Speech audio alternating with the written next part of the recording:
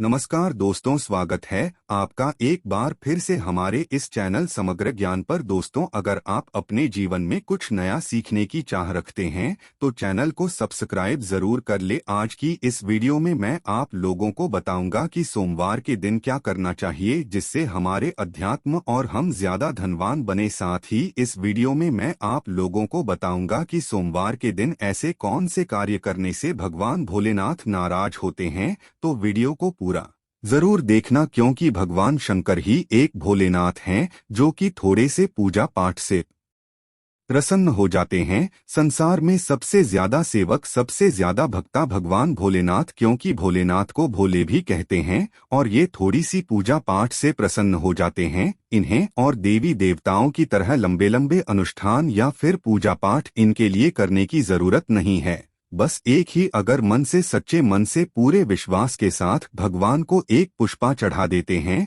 तो खुश हो जाते हैं और आप जो भी चीज मांगते हैं वो चीज को भगवान भोलेनाथ जरूर प्रदान करते हैं। इसलिए भगवान भोलेनाथ को दाता कहा जाता है। भगवान भोलेनाथ ने आज तक जितने भी उनके भक्तों में जो भी चीज मांगे, भगवान भोलेनाथ ने वह हर सारे चीज अपने भक्तों को दिए हैं जो कि वह चाहते हैं। तो वीडियो देखना, आज की वीडियो में बहुत ही सुंदर है। सर्वप्रथम तो जो लोग भगवान भोलेनाथ की कृपा प्राप्त करना चाहते हैं ऐसे व्यक्ति को रुद्राक्ष धारण करना चाहिए। ऐसे व्यक्ति को पारदर्श शिवलिंग की पूजा करनी चाहिए। ऐसे व्यक्ति को क्या करना चाहिए, बेल की जो जड़ है ये जरूर धारण करना चाहिए, क्योंकि हम कई बार वीडियो में बता चुके हैं बेल की जड़ धारण करने के बाद भोलेनाथ की कृपा प्राप्त होना शुरू हो जाते हैं। तो इस वीडियो में आप लोगों को बताना चाहूंगा, बहुत से लोग आप में से कमेंट करते हैं गुरुजी नवग्रह की पीड़ा है, तो नवग्रह की पीड़ा दूर करने के लिए सोमवार के दिन क्या करना चाहिए।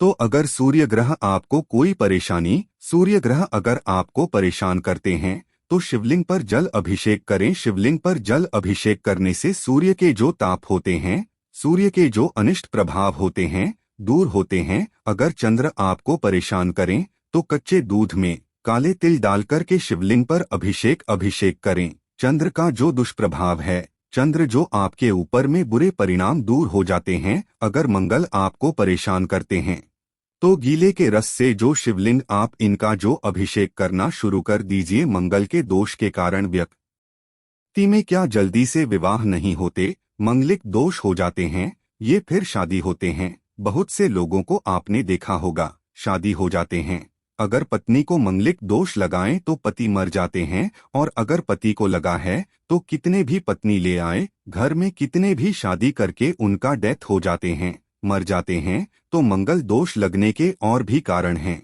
जैसे कि मंगल दोष लगते हैं तो व्यक्ति को छोटी छोटी बातों में गुस्सा आने लगते हैं। तो ऐसे व्यक्ति गिलोय की बूटी के रस का अभिषेक जो है शिवलिंग पर करना शुरू कर दीजिए, तो मंगल दोष दूर हो जाते हैं। जिन्हें दोष लगा हो तो विधारा की बूटी के रस से शिवलिंग पर करें। ये धारा बहुत ही आसानी से मिल जाते हैं। ढूंढिएगा बृहस्पति जिनके कमजोर हैं, जैसे कि जिनके गुरु कमजोर हैं, बृहस्पति कमजोर हैं, ऐसे व्यक्ति को आत्महानि होता है, यानी कि मान सम्मान नहीं मिलते। कहीं भी चले जाइए लोग इनके इज्जत नहीं करते और जो धार्मिक कार्य इन पर इनके मन नहीं लगती। तो ऐसे व्यक्ति अगर एक बार भी अगर कच्चे दूध में हल्दी मिलाकर के शिवलिंग पर अभिषेक कर देते हैं तो बृहस्पति के जो कुप्रभाव में दूर हो जाते हैं। शुक्र के कुप्रभाव को दूर करने के लिए पंचामृत से शिवलिंग पर अभिषेक करने से शुक्र के जो कुप्रभाव होते हैं, जो व्यक्ति जिनके कुंडली में शुक्र कुप्रभाव दिखाते हैं, ऐसे व्यक्ति धन से वंचित रह जाते हैं, ऐसे व्यक्ति धनवान नहीं बनते, ऐसे व्यक्ति भिखारी हो जाते हैं। तो धनवान बनना चाहते हैं तो भगवान शंकर को किसी भी सोमवार के दिन में पंचामृत से अभिषेक कर देना बहुत ही लाभकारी होता है। धन आने का मार्ग खोलते हैं। शनि से बचने के लिए गन्ने के रस अभिषेक करने से, ध्यान से सुनिए, जो लोग शनि की पीड़ा से परेशान रहते हैं ऐसे व्यक्ति शिवलिंग पर गन्ने के रस का अभिषेक करते हैं तो शनि के कुप्रभाव समाप्त होते हैं। ऐसे धर्मशास्त्रों में लिखा और तत्काल फल देते हैं। ये तत्काल फल देते हैं। आपको शनि के मंत्रों का उच्चारण करने की जरूरत नहीं है, बस भगवान शंकर से प्रार्थना करना और गन्ने का रस अभिषेक कर देना। शनि की कुप्रभाव, शनि की 7.5 अढ़ैया पवनी दशा जो भी चले तत्काल समाप्त होती है। राहु केतु की अगर दशा से परेशान है तो भांग से शिवलिंग पर अभिषेक करें, इससे राहु केतु के कुप्रभाव समाप्त होते हैं। शहद चढ़ आने से घी का अगर शिवलिंग पर अभिषेक करते हैं तो हमें तेजी से, अगर कोई व्यक्ति घी पर घी का अभिषेक करते हैं शिवलिंग पर, तो हमें तेजी से हमारे शरीर में तेज की प्राप्ति होता है, ऊर्जा की प्राप्ति होता है। शक्कर का शिवलिंग पर अभिषेक करते हैं तो सुख, समृद्धि, ऐश्वर्य की प्राप्ति होता। और कोई व्यक्ति अगर इत्र का, अगर कोई व्यक्ति जो है भगवान शंकर पर इत्र का अभिषेक करते हैं। इत्र का अभिषेक कैसे करते हैं? जो जल जिसमें आप पानी चढ़ाने, जो लोटे आपने पानी चढ़ाने के लिए रखे हैं, जल रखे हैं, उस जल में इत्र की कुछ बूंद डालना होता है तो इसे इत्र का अभिषेक बोल सकते हैं। तो ये अगर आप भगवान शंकर पे इत्र का अभिषेक करते हैं तो इसे धर्म की प्राप्ति होता है और आरोग्य की प्राप्ति होता है। जो बार बार बीमार पड़ते हैं, समझ में नहीं आ रहा है करें तो करें क्या, सभी मार्ग से परेशान हो चुके हैं, ऐसे व्यक्ति का अभिषेक भोलेनाथ को जरूर करें, उसी टाइम से तत्काल रिजल्ट मिलते हैं। फिर देखना स्वास्थ्य जो है, स्वास्थ्य में धीरे धीरे सुधार आना शुरू हो जाते हैं। और अगर ये इत्र का अभिषेक करते हुए महामृत्युंजय मंत्र का पाठ करके फिर सोने पे सुहागे है, मृत्युल्य व्यक्ति को भी जीवित किया जा सकता है। इस उपाय से अगर कोई व्यक्ति सुगंधित तेल का अभिषेक शिवलिंग पर करते हैं तो ऐसे व्यक्ति को धन की प्राप्ति होता है, जीवन में सभी भौतिक सुखों की प्राप्ति होता है। शिवलिंग पर चंदन का अभिषेक करने से है समाज में यश और मान सम्मान की प्राप्ति होता है। और अगर व्यक्ति केसर अगर अर्पित करते हैं तो दाम्पत्य जीवन सुखमय होता है। विवाह में आने वाले समस्त जो अड़चने होती हैं, जिनके विवाह में कोई तकलीफ आ रही, बाधा आ रही, ऐसे व्यक्ति चढ़ाइए तो बिल्कुल ही अड़चने दूर होती हैं। मन चाहा जीवन साथी प्राप्त होता है। विवाह के योग, जो योग हैं वो शीघ्र बनते हैं। अगर कोई व्यक्ति भांग अगर शिवलिंग पर चढ़ाते हैं तो समस्त पाप, जितने भी पूर्व समय में किए गए पाप होते हैं, दोष होते हैं, वो दूर हो जाते हैं। धतूरे चढ़ाते हैं भगवान शंकर को तो पुत्र की प्राप्ति होता है, कुल का नाम रोशन होता है और इसे भगवान के साक्षात आशीर्वाद प्राप्त होता है। आंवले का रस अगर आप शिवलिंग पर चढ़ाते हैं तो दीर्घायु की प्राप्ति होता है, अकाल मृत्यु कभी नहीं होता। दोस्तों, अभी तक वीडियो को लाइक नहीं किए तो लाइक जरूर कर देना और हमारे चैनल को सब्सक्राइब जरूर कर लेना। मैं क्यों बोलूं? क्योंकि प्राचीन ज्ञान चैनल का मकसद है जनहित एवं जन कल्याण करना। क्योंकि प्राचीन ज्ञान चैनल से हम जितने भी कमाई करते हैं, इसके अधिकतर पैसे गरीब एवं असहाय लोगों की सेवा में समर्पित कर देते हैं। आप हमारे वीडियो को देखते हैं तो हमें खुशी मिलती है। हमारे वीडियो में बताएंगे उपाय को करते हैं तो हमें पुण्य की प्राप्ति होती है। गन्ने का रस अभिषेक करने से घर में आपसी जो प्रेम है वो बढ़ता है, धन की भी प्राप्ति होता है। अगर कोई व्यक्ति गेहूं शिवलिंग पर चढ़ाते हैं तो योग्य संतान की प्राप्ति होता है।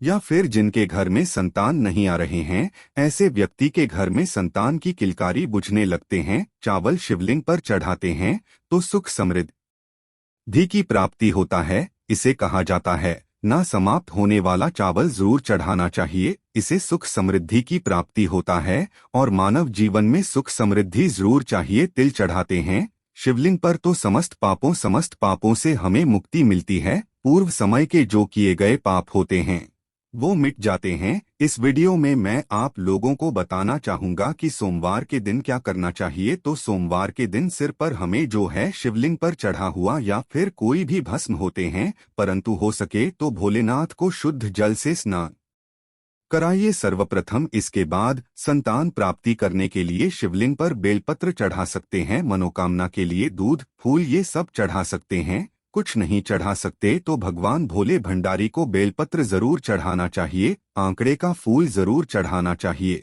जैसे भगवान भोलेनाथ प्रसन्न होते हैं, जो भी चीज मांगेंगे वो सारी चीज आपको देंगे। सोमवार को शीघ्र पूजा कैसे करें? तो सुबह जल्दी उठकर के स्नान कर लीजिए। इसके बाद जो है घी का दीपक जलाइए और जैसे जो भी देवी देवताओं की पूजा करते हैं वैसे ही शिवलिंग की पूजा कर सकते हैं। सोमवार के व्रत में क्या नहीं करना चाहिए, यही जानकारी देने के लिए इस वीडियो में आया हूँ। चाहे व्रत रखें या ना रखें, परंतु फिर भी सोमवार के ये गलती मत करना। भगवान भोलेनाथ जितना जल्दी प्रसन्न होते हैं उतना जल्दी उड़ते भी हैं, क्योंकि जो जितना जल्दी प्रसन्न होते हैं उतना जल्दी उड़ते भी हैं। तो ध्यान से सुनिए, समझा जाता है कि सोमवार के व्रत में चाहे आप व्रत रखे हो चाहे मत रखे हो, ये जानकारी दूसरे को भी बता सकते हैं। तो सोमवार के व्रत में गेहूं, सूजी या आटे का सेवन नहीं करना चाहिए। इसके अलावा लाल मिर्च और सादा नमक युक्त जो मसालेदार हैं, तली भुनी हुई चीजें हैं, इनका सेवन नहीं करना चाहिए। साथ ही मांस, मदिरा, बैगन, काफी हरी पत्ते जो सब्जी है, इनका भी सेवन नहीं करना चाहिए, मना किया गया है। शिव की पूजा कब करना चाहिए? जो भगवान शंकर जी की पूजा है, इसे सर्वश्रेष्ठ कौन सा में करना समझा गया है? तो वो है प्रदोष काल। प्रदोष काल किसे बोलते हैं जान लीजिए। तो सूर्यास्त से एक पहले और सूर्यास्त के एक बाद इसे प्रदोष काल कहेंगे। तो प्रदोष काल में अगर भगवान शंकर जी की पूजा करते हैं, जैसे कि धतूरे, फल, आंकड़ा वगैरह जो भी चीज चढ़ाते हैं, तो भगवान शंकर इस समय तत्काल प्रसन्न होते हैं। और अगर 13 के दिन हैं तो अति उत्तम। जैसे आते हैं एकादशी के बाद फिर आते हैं तेरस के दिन, अति उत्तम समझा गया है। शिव पूजा करने के लिए क्या हम पीरियड के समय में भगवान शंकर की पूजा कर सकते हैं? बिल्कुल कर सकते हैं, परंतु उनके शिवलिंग को आपको छूना नहीं है। मानस पूजा कर सकते हैं, मानव पूजा कर सकते हैं। शिव को धतूरे का फल अत्यंत प्रिय है। धतूरे के फल चढ़ाने से भगवान शंकर बहुत प्रसन्न होते हैं। शिवलिंग पर जल चढ़ाने के नियम जान लीजिए, अन्यथा भगवान भोलेनाथ के क्रोध का सामना भी करना पड़ सकता है। बहुत से लोग क्या करते हैं, शिवलिंग पर जल चढ़ाते हैं।